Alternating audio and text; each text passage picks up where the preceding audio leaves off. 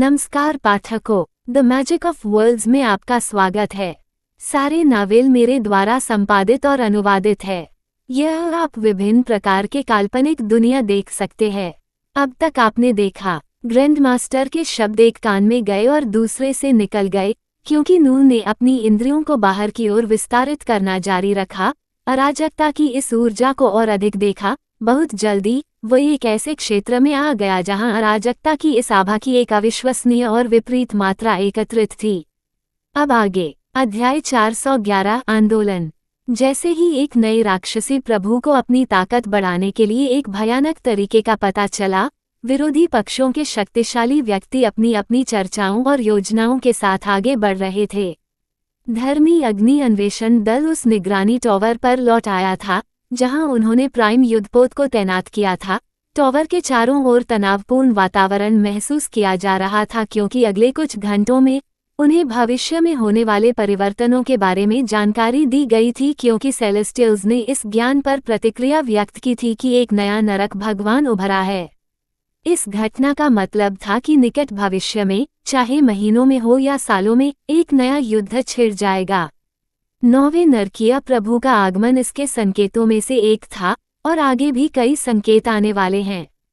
Celestials के लिए, नोवस Galaxy के निवासियों को सेलेस्टियल क्षेत्र में प्रवेश देने से उन्हें कई गुना लाभ प्राप्त हुआ, क्योंकि उच्च रैंकिंग वाले लोग भाग्य के नियम में अपनी प्रगति बढ़ाने में सक्षम थे।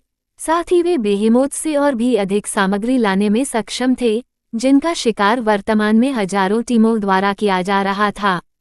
इस परियोजना के सुचारू रूप से चलने के साथ, सेलेस्टियल्स के लिए सूची में अगला आइटम उनकी अपनी सेनाओं की ताकत में और भी अधिक तेजी से वृद्धि थी। रिड्रल जैसे कुछ ग्रैंड मास्टर्स ने इस विचारधारा को आगे बढ़ाया कि उन्हें अपने खजाने को कुछ विशिष्ट व्यक्तियों पर केंद्रित करने की आवश्यकता है, जिनके पास जबरदस्त युद्ध शक्ति होगी, और औसत ताकत वाले सेलेस्टियल्स बनाने के लिए सभी संसाधनों को फैलाने की आवश्यकता नहीं है। इससे दिव्य प्राणियों के बीजों के लिए आदेश आया कि वे महान भाग्य वाले हों और जो अद्वितीय शक्ति प्रदर्शित करते हों, उन्हें सामग्री और खजाने प्राप्त करने में सबसे आगे रखा जाए। उनकी शक्ति में वृद्धि को अधिक प्राथमिकता दी जाए, क्योंकि वे एक अलग स्तर की शक्ति प्रदर्शित करते हैं।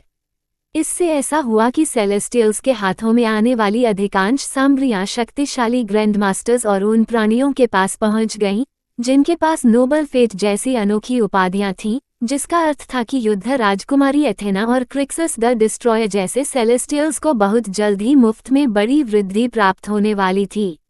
जब दिन समाप्त हुआ तो अनेक नए निर्देश जारी किए गए, क्योंकि सेलेस्टियल्स और भी अधिक अनुशासन और शीघ्रता के साथ आगे बढ़ने लगे। हालांकि वे अकेले नहीं थे, क्योंकि डार्क एक्सपेंस का गठबंधन, जो स्कॉलर्स गिल्ड और वेम्पायर्स के प्राचीन कुलों और अन्य शक्तिशाली प्राणियों जैसे संगठनों से बना था, भी और अधिक जोश के साथ आगे बढ़ रहा था।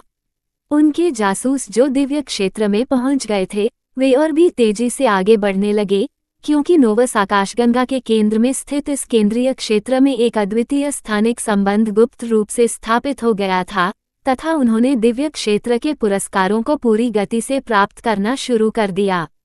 पवित्र स्थान में धीरे धीरे विकसित हो रहा अनोखा वातावरण, वह केंद्रीय स्थान जहां अनेक प्राणी दिव्य क्षेत्र में अपने खजाने को बेचने और व्यापार करने के लिए एकत्रित होते थे, इस दिन से और भी अधिक सक्रिय हो गया, क्योंकि न केवल शीर्ष के निकट खड़े शक्तिशाली प्राणियों ने वातावरण में क्रमिक परिवर्तन को महसूस किया, बल्कि यहाँ तक कि अनेक प्रमुख विश्वों की शक्तियों ने भी जाना कि वे एक अन्य चरण में प्रवेश कर रहे हैं।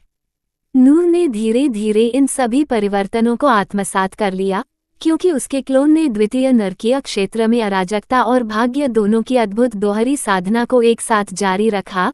सातवें और आठवें नरकीय प्रभु ने राख जैसे चेहरे के साथ प्रतिभा के इस प्रदर्शन को देखा, जैसा कि पिछले दिन से जारी था। उसका क्लोन वर्तमान में अराजकता कणों को बढ़ा रहा था, जहां सुनहरी भाग्य रेखाएं उसके शरीर पर नीचे उतरने की कोशिश कर रही थीं और धीरे धीरे नष्ट हो रही थीं। भाग्य रेखाओं के विनाश ने नूह को और भी अधिक अराजकता कणों का कभी न खत्म होने वाला चक्र प्रदान किया।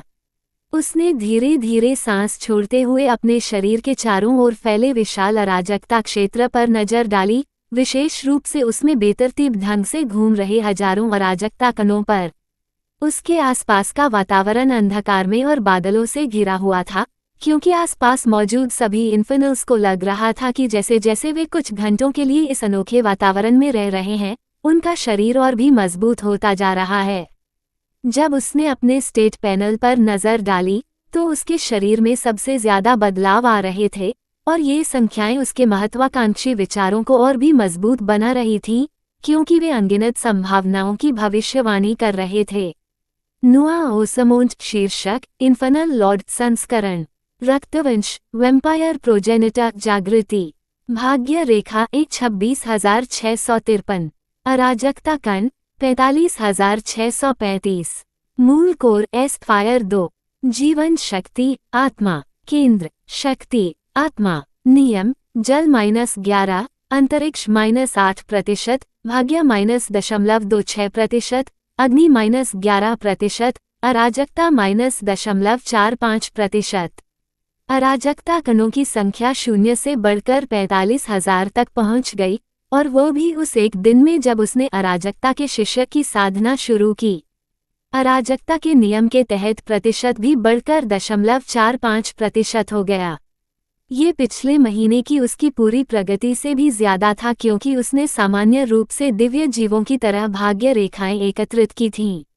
ये प्रगति की एक चौंकाने वाली दर थी, लेकिन इससे उसकी चिंता थोड़ी कम हुई, क्योंकि उसने उन प्राणियों की ताकत के बारे में सोचा जिनके साथ उसे चलना था। प्रकाश विस्तार में सचमुच शक्तिशाली दिव्य ग्रैंड मास्टर, अंधेरे और लेटालिस विस्तार में विचरण करने वाली प्राचीन शक्तियां, और साथ ही उन सब में सबसे भयानक प्राणी आतंक। कानूनों की खेती की इस नई विधि के साथ, जो केवल मन के विशाल भंडार द्वारा ही संभव हो पाई थी, इस बड़ी तस्वीर को देखते हुए उन्हें आत्मविश्वास का एक स्तर महसूस हुआ।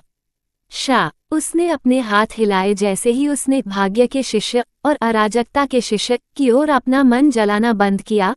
पिछले दिन से इकट्ठा हो रहे काले बादल धीरे धीरे साफ होने लगे, क्योंकि अराजकता की आभा कम हो गई।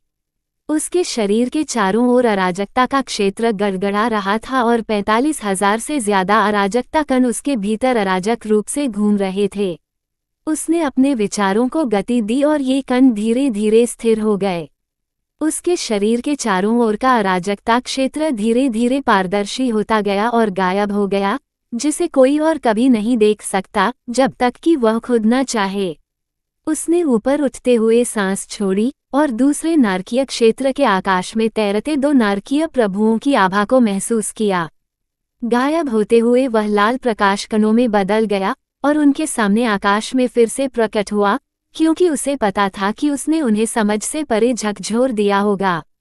नरक के स्वामी अजुला ने चमकती आंखों और उत्साहपूर्ण भाव से उसकी ओर देखा।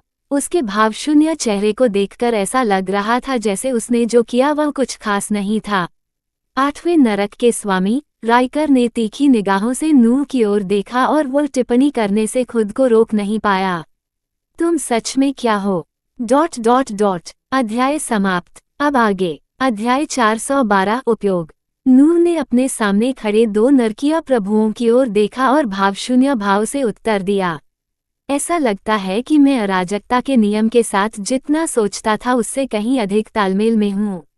उनके उत्तर से विश्व स्तर पर 2 शक्तिशाली प्राणियों ने उस अविश्वसनीय साधना सत्र के सरलीकरण पर असहाय होकर अपना सिर हिलाया, जहां इस प्राणी ने संभवतः एक दिन में इतने अधिक अराजकता कण एकत्रित कर लिए थे, जिसके लिए सामान्यतः 1 महीने तक साधना करनी पड़ती है।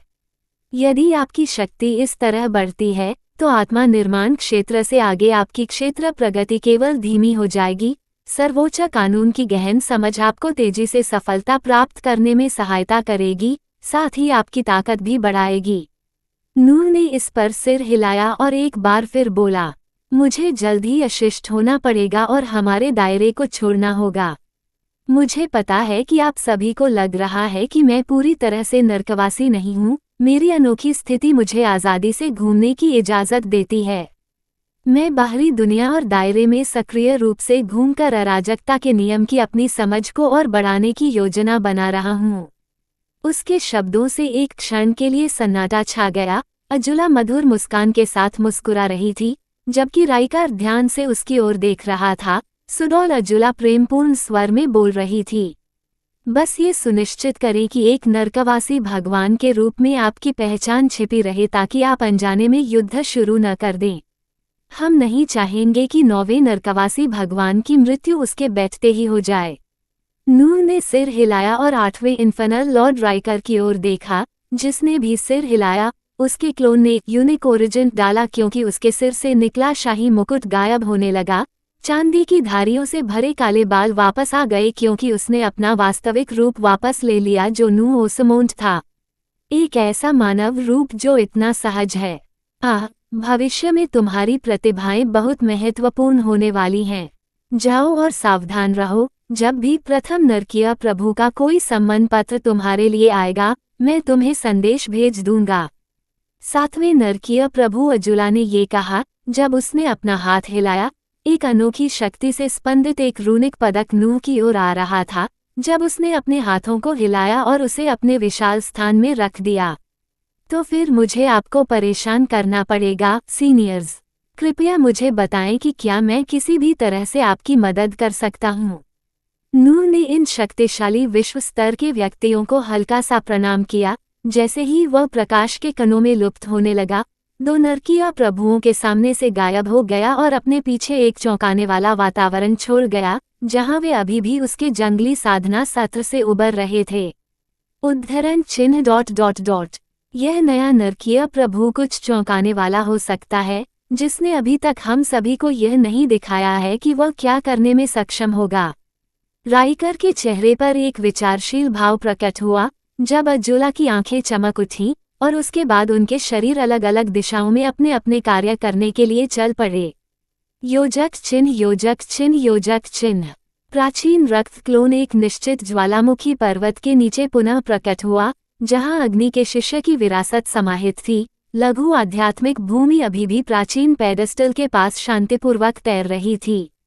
क्लोन ने एक बार फिर दिव्य क्षेत्र में सार के अत्यधिक जमाव को महसूस किया, क्योंकि उसने इसकी तुलना द्वितीय और प्रथम नरकीय क्षेत्र में सार के स्तर से की और पुष्टि की कि ये दोनों क्षेत्र इस केंद्रीय क्षेत्र में सार के स्तर के करीब भी नहीं थे, जो नोवस आकाशगंगा के केंद्र के सबसे नजदीक था। वह आध्यात्मिक भूमि में चले गए क्योंकि उन्होंने प्रशिक्षण प्राप्त करने वाले हर्बिंगर्स और उनकई सितारों के अन्य व्यक्तियों की स्थिति देखी जिनसे वह जुड़े थे। उनमें से कई ने अग्नि के शिष्य की विरासत सीखी थी क्योंकि उनके शरीर अग्नि मूल कोर का निर्माण करने की कोशिश करते समय अग्नि तत्व के साथ कंपन कर रहे थे। उन्होंने सम्राट पेंगुइन को एक संदेश भेजा क्योंकि वह ज्वालामुखी पर्वत से उनकी दूरी का अनुमान लगाना चाहते थे। वे एकमात्र ऐसे प्राणी थे जिन्होंने अभी तक इनहेरिटेंस के बारे में नहीं सीखा था क्योंकि उन्होंने इस पर्वत की यात्रा को प्रशिक्षण के रूप में प्रयोग किया था। सम्राट पेंगुइन ने उसे बताया कि वे वास्तव में इस समय एक अग्नि बीहेमोथ से लड़ रहे थे।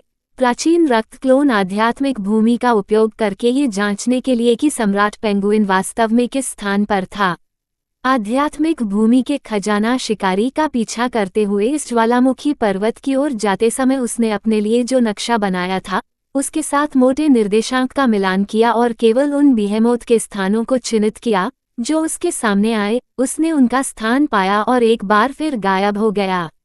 गर्जन। वह दिव्य क्षेत्र के हरियाली और प्राचीन वृक्षों के भव्य मैदान में प्रकट हुआ जहां वह रहने का आदी था। उसने कुछ ही दूरी पर एक बेहेमोथ की दहाड़ सुनी। साथ ही उसने एलेना और सम्राट पेंगुइन के साथ साथ कई अन्य पिशाचों और समुद्र की आपदाओं की आभा को भी महसूस किया। तैयार रहो। एलेना बहादुरी से चिल्ला रही थी और बेहेमोथ के भयानक आग्नेय हमलों का सामना कर रही थी। बाकी जानवर इस राक्षस के चारों ओर नुकसान पहुंचा रहे थे, जैसे वे अंदर बाहर आ जा रहे हों। क्रैकन लाल प्रकाश की किरणें बरसा रहा था, जबकि एक विशाल सुनहरी मछली, जो समुद्र की एक और आपदा थी, ने नीले सुनहरे पानी का भाला छोड़ा जो बेहेमोथ की ओर दौड़ा। सम्राट पेंगुइन के पंखों से स्थानिक ब्लेड निकल रहे थे और युद्ध पूरे जोरों पर था। हर कोई आत्मा निर्माण क्षेत्र के स्तर पर इस दिव्य राक्षस को गिराने में योगदान दे रहा था। रा रा रा। सम्राट पेंगुइन ने अपने स्वामी की आभा को महसूस करते हुए उत्सुकता से चिल्लाया। एलेना पर एक उत्साहपूर्ण नजर आई क्योंकि उसने पूर्वज की आभा को महसूस किया। गड़गड़ाहट। नूह ने युद्ध की इस स्थिति को समझ लिया जब वो एक बार फिर टेलीपोर्ट हुआ और अग्नि बेहेमोथ के ऊपर प्रकट हुआ। जो एक बड़े इग्वाना की तरह दिख रहा था। उसके पैर स्थिरता से उस जानवर के ऊपर उतरे, जिसने शीघ्र ही अपने ऊपर किसी प्राणी के कदम रखने का एहसास किया और जोर से दहाड़ा। उसके शरीर पर अग्नि का सार उबल रहा था, जो उस पर खड़े होने वाले मूर्ख को जलाने के लिए तैयार था। नूह ने जानवर की उबलती शक्ति की उपेक्षा करते हुए शांतिपूर्वक पुकारा। वह अराजकता के दुर्लभ सर्वोच्च नियम की प्रभावकारिता का परीक्षण करना चाहता था, क्योंकि वह अपने अधीनस्थों को भविष्य की योजनाओं के लिए लेने आया था। अराजकता क्षेत्र सार विघटनकर्ता। गड़गड़ाहट। हजारों अराजकता कणों से युक्त एक अंधकार में क्षेत्र फैला हुआ था, जिसके केंद्र में वह था। घातक अराजक क्षेत्र अग्नि बेहेमोत के शरीर के चारों ओर लिपटता जा रहा था, क्योंकि उसकी जंगली गतिविधियां रुक गई थीं। नूह का क्लोन वास्तव में प्राप्त नई क्षमताओं में से एक का उपयोग करने जा रहा था। गर्जन। जैसे ही उसने हिलने की कोशिश की, उसने एक भयानक गर्जना की। असंख्य अराजकताकण उसके सार को बाधित करने लगे, क्योंकि उसे लगा कि उसकी मांसपेशियों में ऐंठन हो रही है और अग्नि के नियम का सार दब गया है। शुद्ध रक्त पिशाच और उसके अधीनस्थ अशक्त अग्नि बेहेमोत को देखकर आश्चर्यचकित हो गए। नूह ने स्वयं अपनी परीक्षा जारी रखी तथा उन अन्य क्षमताओं को देखा जो उसे अराजकता के शिष्य की विरासत के साथ प्राप्त हुई थी, जब उसने नरकीय भगवान की उपाधि प्राप्त की थी। जैसे ही उसका मन बेतहाशा बढ़ने लगा, उसने less than herald of cash greater than और एजेंट ऑफ कैस नामक पूर्ण कौशल पर नजर डाली। अध्याय समाप्त। अब आगे। अध्याय 413 अराजकता का agent. Less than herald of cash greater than कौशल का वर्णन विरोधी कौशल के समान था जो उसने कुछ समय पहले सेलेस्टियल से प्राप्त किया था। केवल less than herald of fate greater than से कुछ अंतर था। Less than herald of cash greater than Cass के शिष्य से प्राप्त एक विरासत जिसमें अपार शक्तियां निहित हैं। इस तकनीक के प्रयोग से कैस के सर्वोच्च नियम के रहस्यों को धीरे धीरे समझा जा सकता है, और वास्तविक अराजकता क्या है ये समझा जा सकता है, क्योंकि उपयोगकर्ता न केवल और अधिक अराजकता उत्पन्न करने के लिए बल्कि उसे नियंत्रित करने के लिए भी आगे बढ़ता है।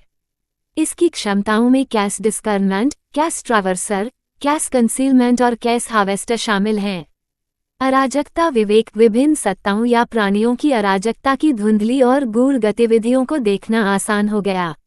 अराजकता का एजेंट अब ये तय कर सकता है कि इस जानकारी का उपयोग कैसे किया जाए। किसी भी उपयोगी जानकारी को समझने के लिए सख्त शर्तों का पालन करना होगा। कैस ट्रैवर्सर अराजकता के नियम की कार्यप्रणाली में निपुण होने के नाते आपके पास अपने आसपास की अराजकता और उन लोगों पर ज्यादा नियंत्रण होता है जिनसे आप जुड़े हुए हैं। ये क्षमता आपको उस इष्टतम अराजकता की ओर बढ़ने में मदद करती है जो आपको सबसे ज्यादा शक्ति प्रदान करेगी। अराजकता छिपाव। उपयोगकर्ता की अराजकता को समझना कठिन बनाया जा सकता है, जहां अन्य लोग ये पता लगाने में सक्षम नहीं होंगे कि अराजकता आपको कहां ले जाएगी। कैस हार्वेस्टर अराजकता के अग्रदूत को दी गई एक क्षमता जो उन्हें दूसरों को अराजकता प्रदान करते हुए स्वयं या दूसरों से अराजकता कम करने की अनुमति देती है। इसका उपयोग संयम से करना चाहिए, क्योंकि अराजकता के वितरण को नियंत्रित करना अपेक्षा से अधिक कठिन होता है।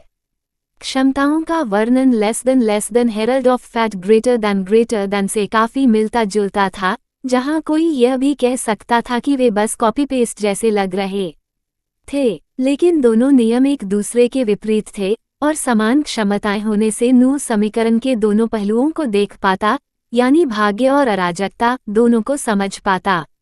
लेकिन उसकी नज़र भाग्य के संरक्षक जैसे आक्रामक और रक्षात्मक कौशलों पर थी, जिन्हें अराजकता का एजेंट कहा जाता है। यहीं से उसे वह कौशल प्राप्त हुआ था जिसका उपयोग उसने अभी विशाल अग्नि बेहेमोत की गतिविधियों को निष्क्रिय करने के लिए किया था, जिसे सार विघटनकर्ता कहा जाता है।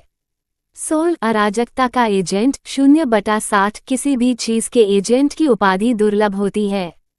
ये कौशल वृक्ष अपने उपयोगकर्ता को आत्मविश्वास से खुद को अराजकता का एजेंट कहने की क्षमता देता है। इसमें एसेंस डिसप्टर 0/5, कैओटिक मैंडेट 0/5, कैस ऑर्ब्स 0/5 और आसन विनाश का 0.5 शामिल हैं। सार विघटनकर्ता 0/5 आपके नियंत्रण में अराजकता कण आपकी पुकार पर ध्यान देते हैं क्योंकि वे आपके अराजकता क्षेत्र पर आने वाले दुश्मनों के सार और आंदोलनों को बांधने और बाधित करने के लिए आगे बढ़ते हैं। अराजक अधिदेश 0/5 उपयोगकर्ता अराजकता के अधिदेश से आच्छादित है। उनके चारों ओर का अराजकता क्षेत्र उनकी त्वचा से संक्रमित होकर उन्हें अराजकता के आयुध से सुसज्जित करता है। यह अधिदेश अराजकता के एजेंट को एक सच्चे प्राणी के रूप में खड़ा करता है जो बेजोड़ प्रतिशोध का शासन करने में सक्षम है। जोड़ 100% अराजकता क्षति, जोड़ 100% अराजकता प्रतिरोध, जोड़ 50% मौलिक क्षति, जोड़ 50% रक्षा, जोड़ 50% आक्रमण, कास्ट और गति, जोड़ 50% सभी क्षति अराजकता क्षति में परिवर्तित। अराजकता के गोले 0/5 अराजकता के विनाशकारी गोले बुलाए जाते हैं, जिन्हें आपके दुश्मनों पर आक्रमण क्षमता के क्षेत्र के रूप में छोड़ा जाता है।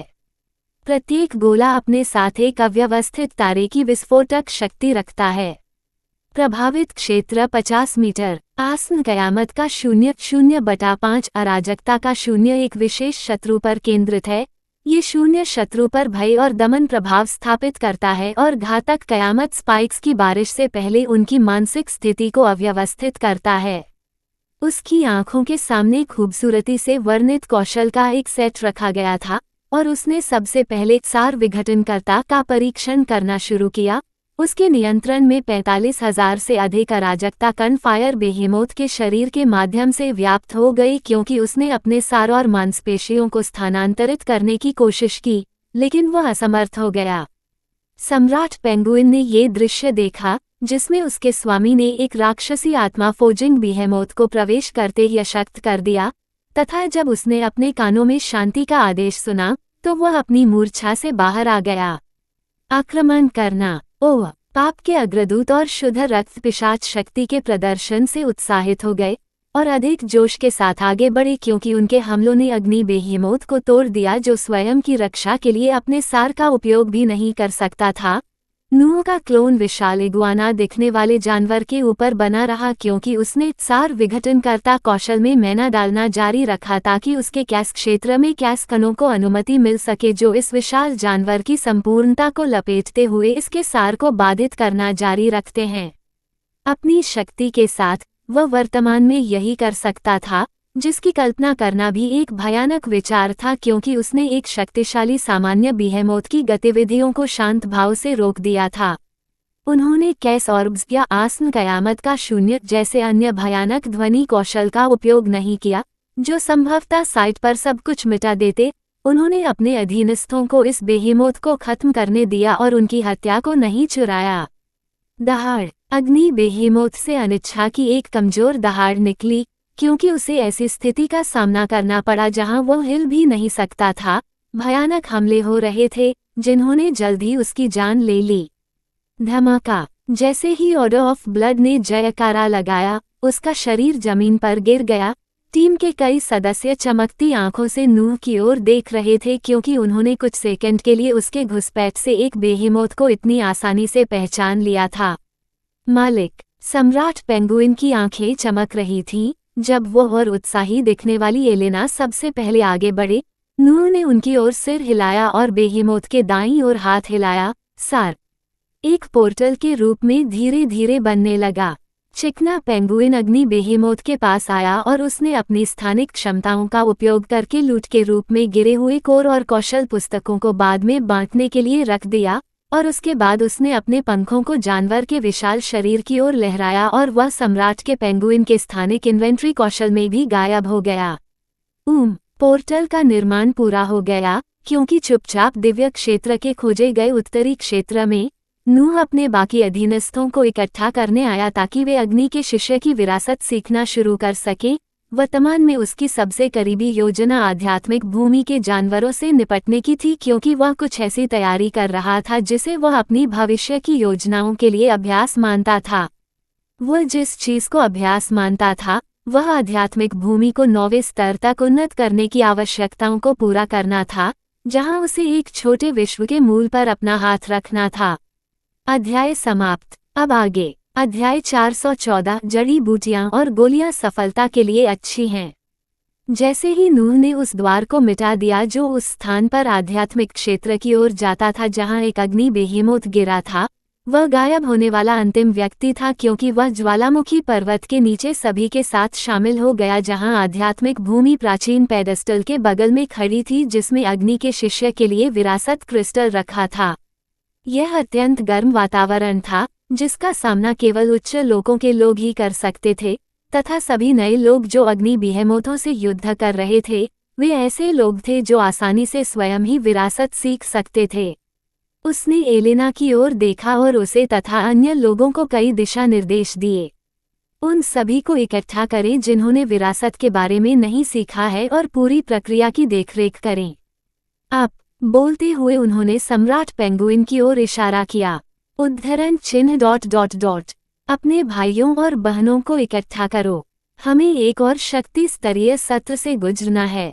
उसने कई प्राणियों को अनेक आदेश जारी किए। नूह से परिचित लोगों ने उसके थोड़े ठंडे स्वर को देखा क्योंकि उन्होंने गंभीर चेहरे के साथ सिर हिलाया और प्रत्येक ने अपना कार्य करना शुरू कर दिया। महीनों पहले नूह के चेहरे पर जो सामान्य मुस्कान थी वह धीरे धीरे लुप्त हो रही थी। जब उसने वैम्पायर प्रोजेनिटर वंश प्राप्त किया तो उसका स्वभाव और अधिक गंभीर हो गया था और अब और भी अधिक ठंडा हो गया था क्योंकि उसे उन सभी की वास्तविकता के बारे में कुछ सच्चाई का सामना करना पड़ा था और वे कितने कमजोर थे।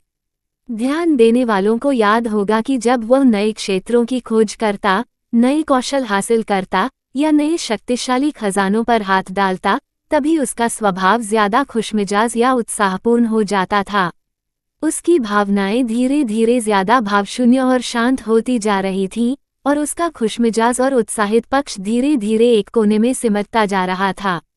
कई प्राणी अपने कार्यों में लग गए क्योंकि उनमें से अधिकांश केवल एक शक्तिशाली विरासत सीख रहे थे और फिर अग्नि कानून स्थान में साधना करके अपने अग्नि मूल कोर का निर्माण कर रहे थे। आध्यात्मिक भूमि के जानवरों के पास एक अलग कार्य था क्योंकि उन्हें अधिक गहन प्रशिक्षण के लिए आध्यात्मिक भूमि के समय स्थान पर लाया गया था। नूह के प्राचीन रक्त क्लोन ने समय स्थान में फैले औषधीय जड़ी बूटियों और फलों के अनेकों दैदीप्यमान खेतों को देखा। ये वह क्षेत्र था जहां लोगों ने सबसे कठिन प्रशिक्षण लिया और बाहरी दुनिया के लोगों से आगे निकल गए, लेकिन धीरे धीरे ये कृषि भूमि से भरा हुआ क्षेत्र बनता जा रहा था। उसने आध्यात्मिक भूमि के जितने भी पौधे लगाए उनमें से ज्यादातर पौधे उगने और पकने में लंबे समय तक लगे थे, लेकिन समय स्थान में औषधीय फलों की अद्भुत जड़ी बूटियां उगाईं जिनमें भरपूर मात्रा में सार था।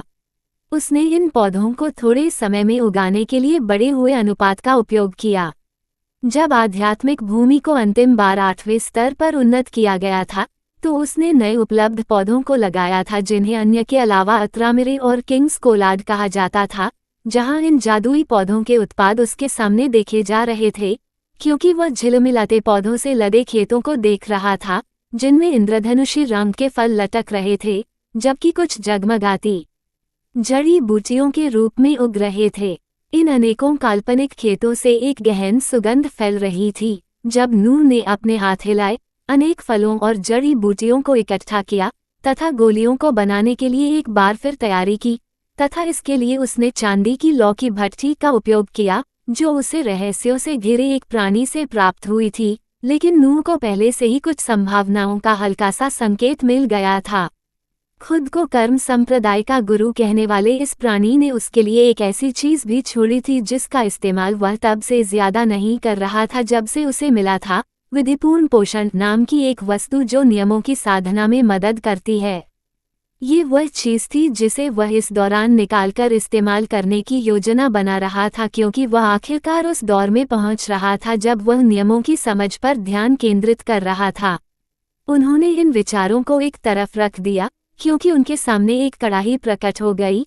एक चमकदार चांदी की लौ जलने लगी और साथ ही सार से भरे झिलमिलाते औषधीय फल और जड़ी बूटियां परिष्कृत होकर गोलियों में तब्दील होने लगीं। वह इन आध्यात्मिक भूमि पौधों का उपयोग कर रहा था जो आध्यात्मिक भूमि जानवरों की ताकत में वृद्धि के लिए अत्यधिक अनुकूल थे, ताकि वह अपने वर्तमान लक्ष्य को प्राप्त कर सके, जिसमें 10 से अधिक जानवरों की रैंक को आत्मा फोर्जिंग क्षेत्र में धकेलना शामिल था। उसके पास पिछले कुछ सप्ताहों में पराजित अनेक आत्मा श्रेणी वाले प्राणियों से प्राप्त आत्मा श्रेणी कोर का एक सेट था, लेकिन वे 10 जानवरों की श्रेणी को 0 से आत्मा श्रेणी में धकेलने के लिए पर्याप्त नहीं थे, क्योंकि ये औषधीय जड़ी बूटियां और फल इन जानवरों के स्तरों को आगे बढ़ाने के लिए एक बफर की तरह काम कर रहे थे। सम्राट पेंगुइन, आर्कटिक भेड़िया, उड़ने वाली मकड़ी तथा आध्यात्मिक भूमि के साथ अन्य सबसे शक्तिशाली जानवर नूह के पास आदरपूर्वक खड़े थे। जब उन्होंने चमकती हुई गोलियों को अपनी ओर उड़ते हुए देखा, उनके जबड़े खुल गए और उन्होंने प्राप्त होने वाले खजाने को निगलना तथा पचाना शुरू कर दिया। प्रचुर मात्रा में सार से भरी गोलियों के ऊपर नूह ने अपने विस्तृत स्थान में आत्मा रंग कोर को बाहर लाने के लिए अपने हाथों को लहराया, क्योंकि उन्हें भी जानवरों की ओर फेंक दिया गया था। आध्यात्मिक भूमि के समय स्थान में 0 से आत्मा तक 10 प्राणियों की रैंक बढ़ाने की प्रक्रिया शुरू हुई। इस अद्भुत तैरते हुए भूभाग में यह एक व्यस्त समय था, क्योंकि कई प्राणी इसके भीतर तेजी से घूम रहे थे। उनमें से कई अग्नि के शिष्य की विरासत की खेती कर रहे थे, जबकि अन्य लोग उत्साहपूर्वक अपने रैंक को एक चरण से दूसरे चरण तक ले जाने के लिए कोर के ऊपर जड़ी बूटियां और गोलियां खा रहे थे। इस पूरी प्रक्रिया के दौरान नूह उस दूसरी शर्त के बारे में सोच रहा था जिसे उसे पूरा करना होगा यदि वह आध्यात्मिक भूमि को 8वें स्तर से 9वें स्तर पर लाना चाहता था। अपग्रेड शर्तें: आत्मा रंग पर 10 जोड़ आध्यात्मिक भूमि जानवर, एक छोटा विश्वकोर। उसने आध्यात्मिक भूमि प्रबंधन के नीचे देखा, जैसे शब्द एक छोटा शब्दकोर नीली चमक के साथ चमक रहा हो। उसके विचार तेजी से चल रहे थे, क्योंकि वह सोच रहा था कि विश्वकोर प्राप्त करने के लिए उसके कार्यों का क्या मतलब होगा।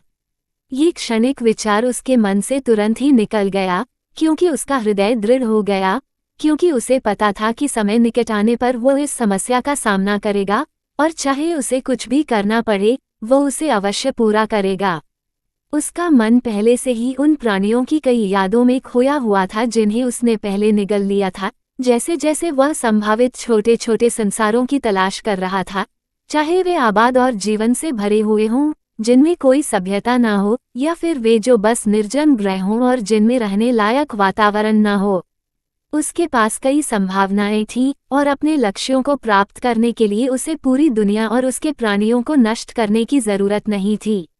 उन्होंने आध्यात्मिक भूमि जानवरों की प्रगति देखी, क्योंकि उनकी शक्ति लगातार बढ़ रही थी। अपने समय का इंतजार कर रहे थे, क्योंकि उनके दिमाग को बढ़ाने वाले कौशल तेजी से काम कर रहे थे। उनका मुख्य शरीर पूरी तरह से अलग परीक्षा से गुजर रहा था, क्योंकि उन्होंने सेलेस्टियल से और भी अधिक खजाने प्राप्त करना शुरू कर दिया था। अध्याय समाप्त। अब आगे अध्याय 415 राजाओं के लिए आरक्षित व्यवहार। सामान्य बिहेमोथ और कुलीन बिहेमोथ की सीमा के बीच स्थित विशाल वॉच टावर में नूह और एथेना एक विशाल प्रशिक्षण हॉल में थे, जब वे अपने सामने देख रहे थे, जहां कैस बिहेमोथ की कई सामग्रियां नीचे फेंकी गई थीं। ग्रैंड मास्टर व्रेडरल इस सतत प्रक्रिया की देखरेख कर रहे थे, क्योंकि कई दिव्य शिष्य स्वर्णिम अंगूठियों के साथ आए और उन्होंने कई खजाने जारी किए, जिनमें एलिट बिहेमोथ के शक्तिशाली कैस ओरिजिन कोर से लेकर कैस तत्व से भरी सामग्री तक शामिल थी। आप दोनों वास्तव में भाग्यशाली हैं कि आप इस उथल पुथल भरे समय में रह रहे हैं, क्योंकि आप अपनी ताकत में तेजी से वृद्धि का अनुभव करेंगे, जिसे पाने में आमतौर पर दूसरों को दसियों या सैकड़ों वर्ष लगते हैं। जैसे जैसे खजाने का ढेर बढ़ता गया, ग्रैंड मास्टर बोलते रहे। आपके सामने अराजकता से भरी ये सामग्रियां आमतौर पर सैकड़ों ग्रैंड मास्टरों तक फैली होती हैं ताकि वे अपनी पंक्तियों को आगे बढ़ाते रहें, लेकिन उनमें से कई को आपकी ओर पुनर्निर्देशित किया गया है, क्योंकि हमें आपके जैसे अद्वितीय खिताब वाले प्राणियों की आवश्यकता है जो आने वाली लड़ाइयों में सबसे आगे खड़े हों। वो गंभीर भाव से आगे बढ़ा और एक को उठाया। इन सामग्रियों में मौजूद अराजकता को शुद्ध किया जा सकता है, जिससे आपको भाग्य रेखाएं एकत्रित करने की गति में वृद्धि मिलेगी, जिससे लोगों में आपकी प्रगति की गति और भी बढ़ जाएगी। मैं आपकी इस तीव्र प्रगति से विशेष रूप से प्रसन्न हूं कि आप अपनी वरिष्ठ बहन क्रिक्सस के साथ बराबरी बनाए रखने में सक्षम हैं। ग्रैंड मास्टर व्रेडरल ने ये कहते हुए नूह की ओर मुस्कुराकर देखा, यहाँ तक कि एथेना भी हल्की मुस्कान के साथ उनकी ओर मुड़ी, जब उसने ग्रैंड मास्टर को सिर हिलाकर जवाब दिया। ठीक है, तुम सब आगे बढ़ो और अच्छी तरह से खेती करो, मैं तुम दोनों को एलीट बिहेमोथ के शिकार पर ले जाऊंगा, जब तुम्हें अपनी शक्ति को मजबूत करने और कुछ अभ्यास करने की आवश्यकता होगी। ग्रैंडमास्टर ने अपने निर्देश पीछे छोड़ दिए, जबकि एथेना कैस बेहेमोथ से सामग्री और कोर के पहाड़ों की ओर चली गई और बोलते समय नूह की ओर मुस्कुराहट के साथ देख रही थी। हम सचमुच भाग्य के धनी हैं, कनिष्ठ भाई क्रिक्सिस। किसने कभी सोचा था कि हमें ऐसी कोई चीज मुफ्त में मिलेगी? नूह खजाने के पहाड़ की ओर चला गया। उसने मुस्कुराते हुए बाहरी आवरण के साथ एक भावशून्य आंतरिक आवरण छुपाया और उत्तर दिया, तो फिर हमें अपनी पूरी कोशिश करनी चाहिए। मुझे भाग्य रेखाओं में भी आपसे आगे न निकलने दें, वरिष्ठ बहन। ओह, क्या यह एक चुनौती है? बहादुर और युद्ध प्रेरित युद्ध राजकुमारी ने उसकी ओर देखा और उसके शब्दों को चुनौती मान लिया, तथा खजाने के ढेर के पास बैठ गई और अराजकता के नियम से जकड़े हुए अराजकता बेहेमोथ का एक टुकड़ा पकड़ लिया। उसका शरीर हजारों भाग्य रेखाओं से जगमगा उठा जब उसने एक सुनहरी आभा छोड़ी। यह आभा वास्तव में उस पदार्थ को जलाने लगी जिसने अराजकता तत्व को धारण किया था, तथा अपने भीतर विरोधी कानून को जलाने लगी।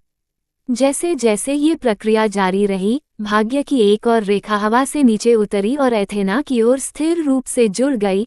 अराजकता के अंधेरे को खोने वाली सामग्री को एक तरफ रख दिया और अगले को पकड़ लिया, जबकि एथेना ने प्रतिस्पर्धात्मक रूप से नूह को देखा। मैं तुम्हारी चुनौती स्वीकार करूंगा। देखते हैं कि अगले कुछ सालों में तुम मेरी भाग्य रेखाओं की संख्या के आसपास भी पहुंच पाते हो या नहीं।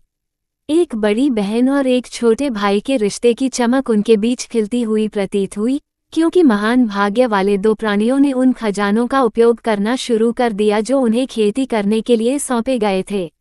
नूह ने एथेना के शब्दों को मुस्कुराते हुए सुना, क्योंकि उसके दिल में यह बात थी कि वह जानता था कि अगर वह अराजकता और भाग्य के नियमों के तहत दोनों तकनीकों का दोहरा अभ्यास करता है, तो वह कुछ ही दिनों में एथेना के समान भाग्य रेखाओं की संख्या तक पहुंच सकता है। उसने ये विचार अपने तक ही सीमित रखे और अपने सामने रखी सामग्री को शुद्ध करना शुरू कर दिया।